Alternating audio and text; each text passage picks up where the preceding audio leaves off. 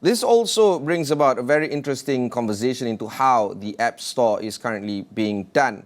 Many online developers and, of course, larger ones like Twitter and Google through YouTube, for instance, is now offering their services through two-tier payment packages. One through the App Store, which is normally 30 to 40% higher than the second tier, which is offered, say, for instance, on their website.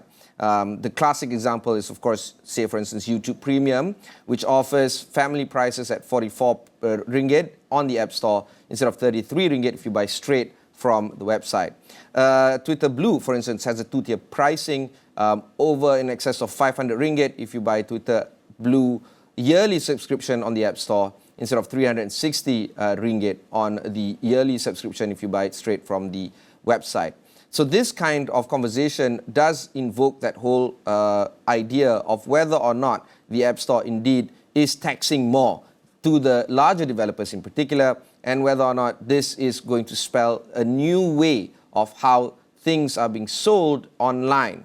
Is this the way forward when it comes to the future of the App Store? Is the dominance of the 30% so-called tax that App Store charges to developers big and small is nearing its end? 15 years on, the App Store is facing a lot of critical challenges, and these challenges need to be addressed in the coming months or weeks to come.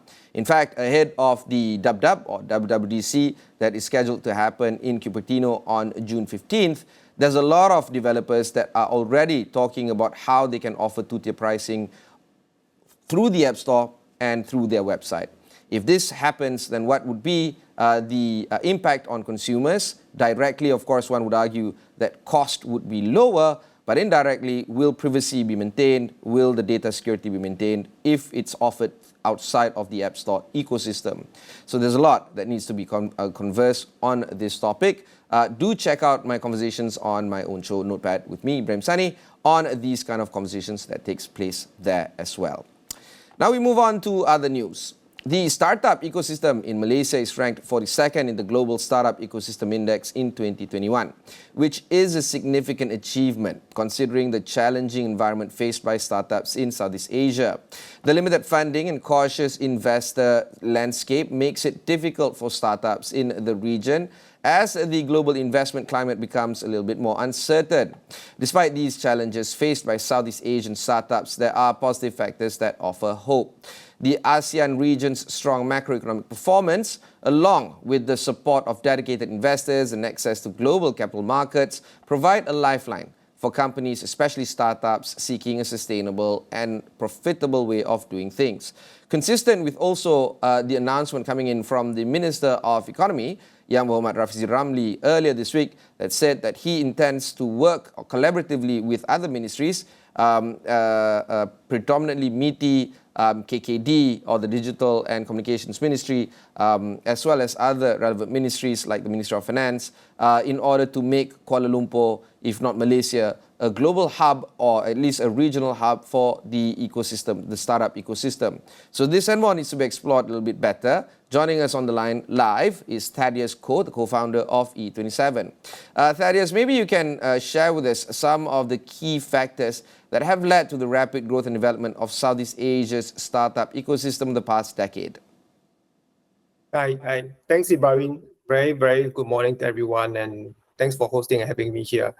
Well, great first question, right? I mean, for Southeast Asia startups, we have raised about 2 billion in Q1 in this year.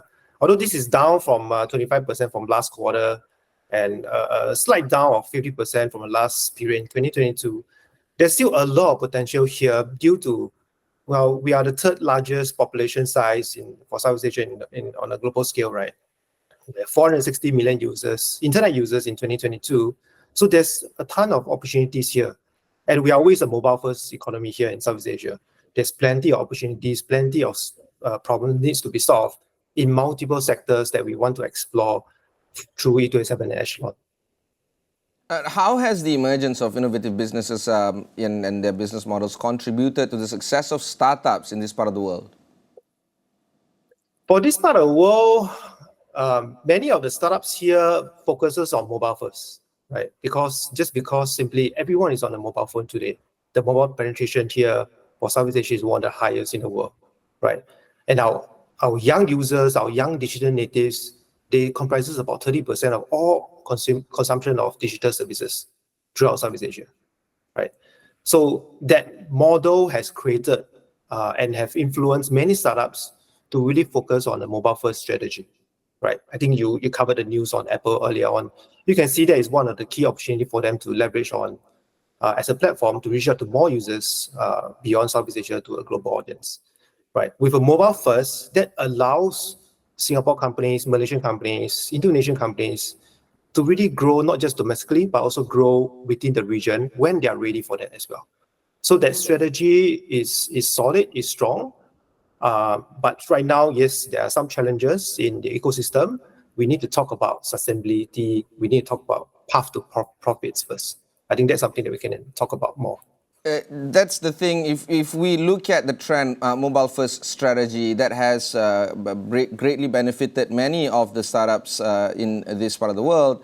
But as I also mentioned early on, things are looking to be different. A lot of developers are now thinking about offering their products and services outside, trusted platforms like the App Store, largely because of the so-called, 30% tax that App Store incur on developers.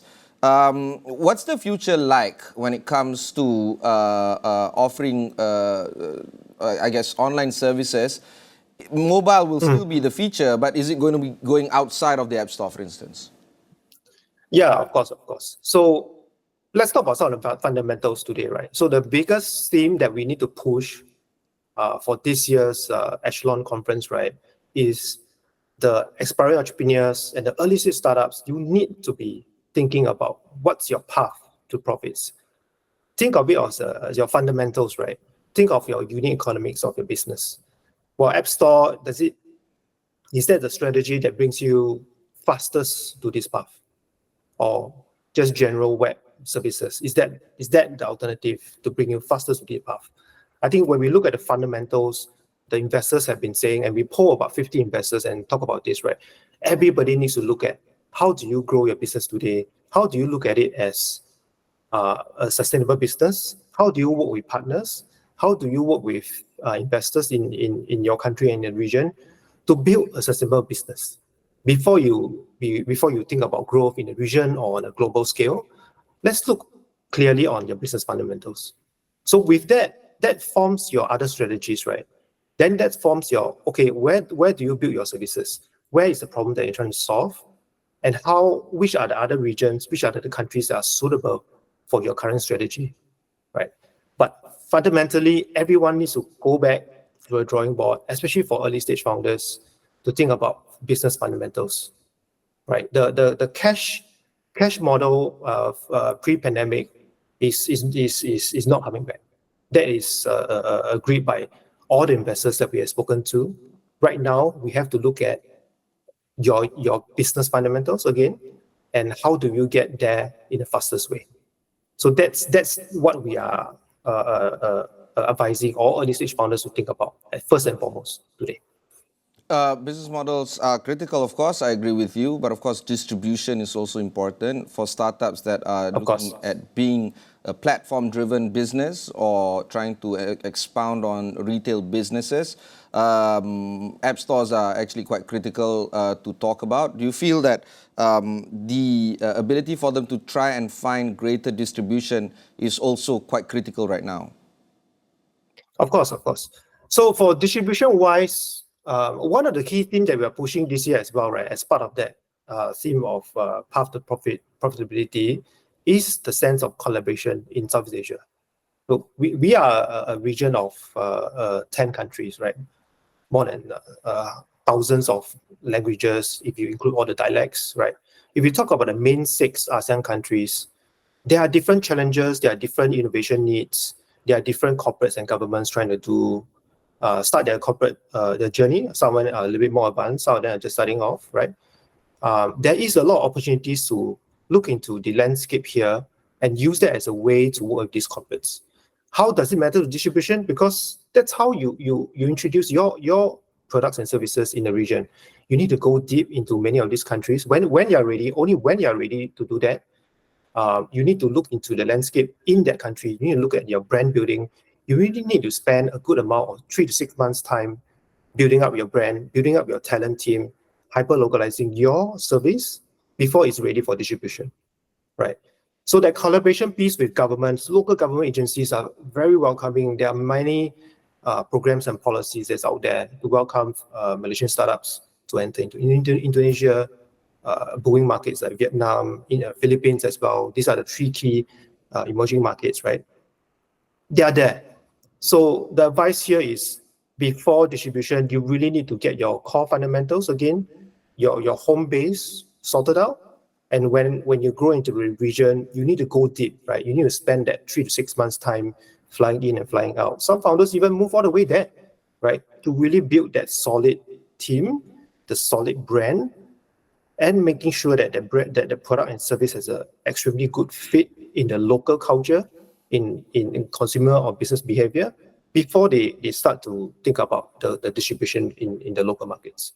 Yeah. So there's a lot of work that needs to be done before they jump into the distribution side. Another area that I want to ask is on startups that do not see retail businesses as their main core segment. They focus on industrial customers. They focus on government-to-government customers. A company that I can mention, of course, is Aerodyne, for instance, that do not look at Malaysia or even Southeast Asia as a market. They're pretty much everywhere across the globe, in the MENA region, in South America. Do you think that these kind of founders would be a little bit more unique and different, because they're not targeting, say, retail customers? They don't really care about distribution. All they care about are global markets, and they're based on infrastructure, say, for instance. And therefore, the growth of profitability is actually quite high in this space. Do you feel that this kind of startups would tend to be the bigger ones to be bettered on in the next, say, for instance, decade to come? Sure. I think it really depends on the market. For Aerodyne, we did a very good interview with the CEO I think earlier this week, right? It was really to focus on his advice as well. Same advice, right? In this period of time, what's the advice for early stage companies? But for Aerodyne, right? Yes, they started off. We had done Echelon for many years. They supported us as well. The key thing for them is, yes, it's a global market. For them, it really depends on their business and the core fundamentals, right? They started way earlier than the companies today. Of course, when you cannot find that product fit here in Southeast Asia, you have to look further. Look at the global markets. Look at where your demand is. There are still snippets of different sectors, of course, that needs this kind of growth, that needs global scale networks in order to succeed. I think this is where Aerodyne has done fantastically well in reaching out to their core markets, in identifying the product market fit. But I would say for majority of many of the tech founders here today in our platform that is coming for Echelon, they are looking at, first and foremost, domestic market, getting the fundamentals right, and then they are looking at Southeast Asia as a regional growth. I think Southeast Asia as a really key emerging market, it's a market for Asians. And if you look at the news making headlines of funding, of growth, these are Southeast Asian companies. So Aerodyne, I would say, is a special company. They have done fantastically well on a global level. They have very strong networks to support them in their growth journey. But majority of the companies will still have to start domestically or in the region before they can succeed on a global level. Let's talk about the funding pipeline right now. Early stage funding seems to be plenty when it comes to VCs trying to support this particular stage. Even Series A can be argued as plentiful when it comes to Southeast Asia. But moving forward, right, Series B onwards, there seems to be a hiccup in terms of how VCs can actually enter this space into the growth stage kind of element. Do you agree with this kind of thesis? Do you agree that this is a stage where for founders, they will have to think differently on how to get Series B onwards to be funded? Yeah. So share a little bit of a story, right? So back in April, I was actually in KL, Kuala Lumpur, for our own meetup event with the local stakeholders of startups, corporates, and governments as well, government agencies. So we had a conversation about this, and we invited upcoming to Series B or pre-Series B startup, right? To talk about this issue, right? Yes, there is that early stage investment winter right now. And the reason why the B rounds are much more difficult today is because, back to the same thing, the investors are now looking at the fundamentals. And the problem is, if you raise your Series A in the last couple of years and 2 years, right, and your plan was, look, I'm going to revenue first, right? I'm going to be getting my market shares, right? But then when the interest rate is starting to rise, the VCs are telling you, okay, you can't just grow like that now. You got to change your strategy and you got to pivot now and look at your fundamentals, your unit economics. Tell me the path to profitability. So it's not that the VCs doesn't want to deploy the B round funds. It's because they're waiting for many of the Series A companies to pivot their strategy. So if you are the Series B or pre-Series B companies, let's say in last year, you're safe because many of them we spoke to, they have raised their funds. They left their cash in the bank. They didn't spend so much. They were very prudent because the conversation has started this in the tech industry that you need to think about your profitability today. Back last year, right? So all the Series B were careful about it. So when they are raising the Series C, they are in much better, stronger financial position to command a better valuation. But if you are in that spot of Series A company, that's where the trouble is, right? That's where you're a little bit in a limbo. But there are many opportunities still. Many VCs are opening up their doors to speak to these Series A companies, to help them adjust, to help them pivot. There are many different forums that's out there to help advise Series A startup founders on how do you actually do this.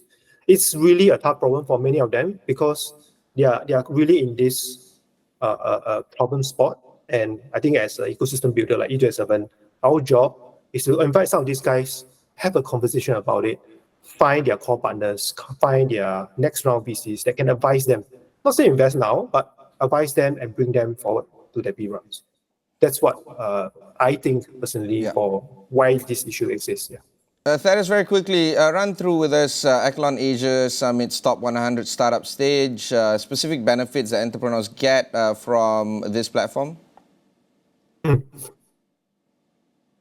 For the last 10 years, we have 100 companies that we source from Southeast Asia. Traditionally, we have been traveling to all the key cities to meet the tech founders, to welcome them for this competition. These are all early stage companies, pre-Series A. And the whole point, right, is, look, if we are talking about Southeast Asia, we need to show Southeast Asia. And we are trying to show it through the innovative products and services from these startups for all the different countries into one platform, into one event for 2 days. Right? So they'll be pitching 100 of them over on one stage in 1 day. So everyone has a good 3 to 5 minutes to really talk about their products and services. They have a stand, investors, corporates, governments can talk to them after their pitch is done. Once 100 companies done, we have our top 10 and we recognize who is the winner from there. And this is judged by over 30 VCs, well-known VCs. They are funding rounds in the early stage rounds from seed to pre-series A all the way to a pre-B round. So that is, in essence, our top 100 competition. And we have recognized and seen through many companies from Tokopedia to Gojek previously in 2012, 2013. Our first time in Jakarta. In Malaysia, we have Aerodyne before.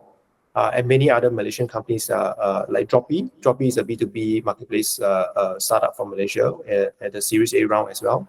These are the companies that we have showcased through the platform. And we hope to invite everyone to join us for this event to look at what's next, what are the trends, what are the sectors, who are the startups, and who are the founders that's heading these companies. Thank you very much, Thaddeus Koh, the co-founder of E27, who joins us live from Singapore. That's all that we have for you for this hour. Do stay on with us on Astro AWANI as we bring you more urgent and critical analysis on the events that are happening within this country as well as internationally. My name is Ibrahim Sani. Catch you in the next one.